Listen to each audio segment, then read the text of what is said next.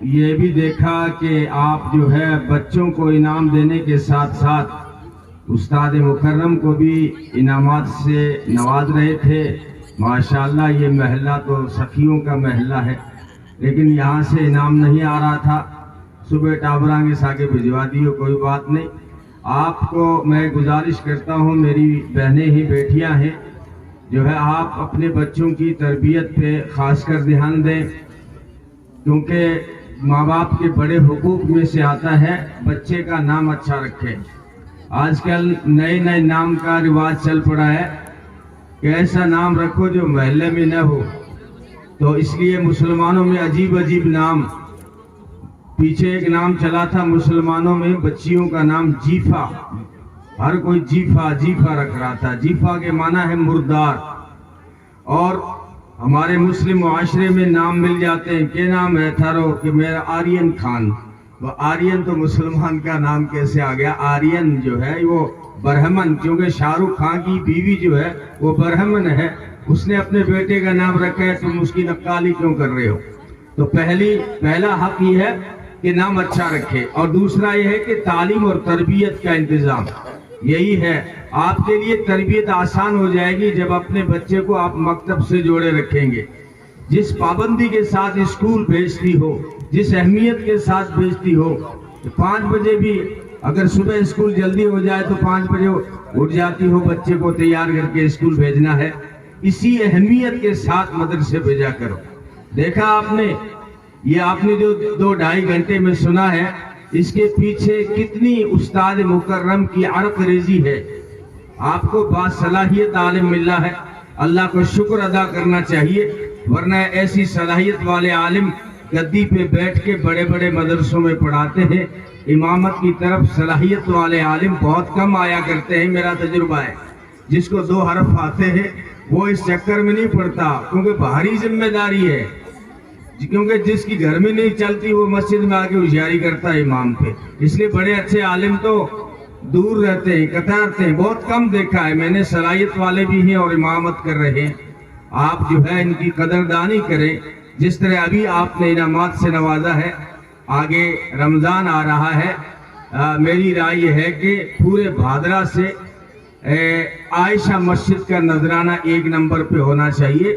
مولانا سالم صاحب کا نذرانہ جو ہے وہ 1 نمبر پہ ہونا چاہیے. ہمارے محسن ہے، پوری سال ہمارے جو ہے آپ نے کتنے جو ہے بدماش ہیں آپ کے سامنے ہیں، لیکن ان کو موتی بنا رہے ہیں، ان کو تراش کے ہیرا بنا رہے ہیں.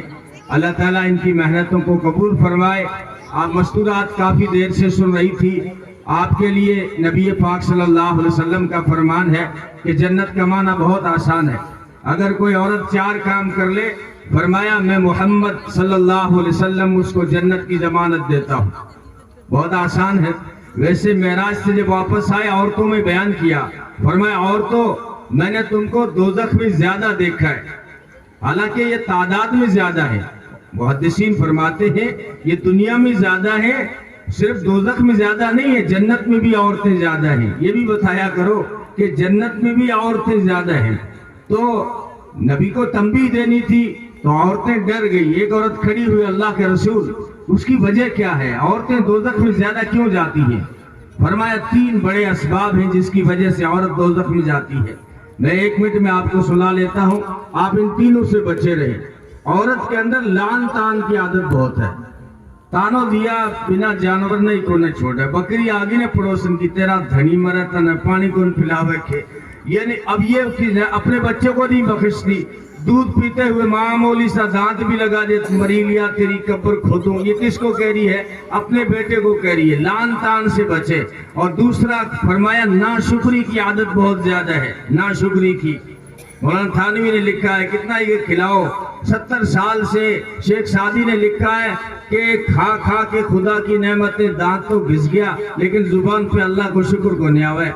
جب کھانا بناتے وقت اگر ہلدی ختم ہو گئی، نمک ختم ہو گیا، سیدھا یہ جملہ نکلتا ہے جب سے ہی گھر میں آئی ہوں کی کون دیکھو. تو یہ ناشکری ہے. ناشکری سے بچیں. اور تیسرا یہ ہے کہ شوہر کی نافرمانی سے عورتیں دوزخ میں زیادہ جاتی ہیں.